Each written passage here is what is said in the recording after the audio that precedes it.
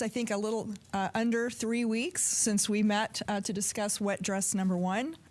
So I just want to thank everybody who's here in the room and who's dialed in online to listen to the press briefing today. We're very excited to talk to you about how the wet dress went yesterday. But I want to start first by thanking our incredible team across all parts of the Artemis II program that have gotten us to this point where we are today. They have done an enormous amount of work to get us to this point.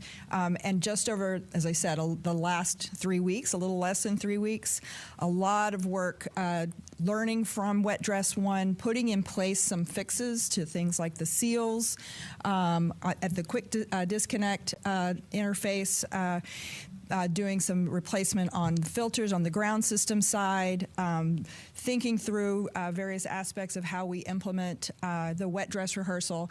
And I can say for the most part, those fixes all performed pretty well yesterday, and Charlie's going to speak to that in a lot more detail. So that was really exciting. If you followed our progress yesterday, we were able to fully tank the SLS rocket within the planned timeline. We demonstrated our crew module closeout activities with the closeout crew, again, on the timeline. And we also successfully demonstrated the launch countdown. And again, Charlie will talk in a lot more detail. We did navigate through a few issues. You'll hear a little bit about some of those, but overall, the countdown went very, very smoothly. We do have work to go to get our systems ready for launch. We've already begun the data reviews from the wet dress yesterday, and there's some other work that needs to be done out at the pad. One thing I do want to say here today is that following that successful wet dress yesterday, we're now targeting March 6th as our earliest launch attempt. I am going to caveat that. I want to be open, transparent with all of you that there is still pending work. There's work, a lot of forward work that remains, including the post-wet dress analyses, of course. We do have some significant work to be completed out at the pad. Charlie will talk to that in more detail. And we also have a multi-day flight readiness review that will come up later next week. And so those things are all in front of us. We need to successfully navigate all of those. But assuming that happens, it puts us in a very good position to target the March 6th.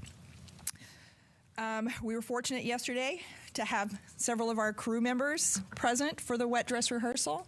I was able to speak a little bit with Reed Wiseman, with Christina Cook, and Jeremy Hansen. They're all very, very excited. I was glad they could be here for the wet dress.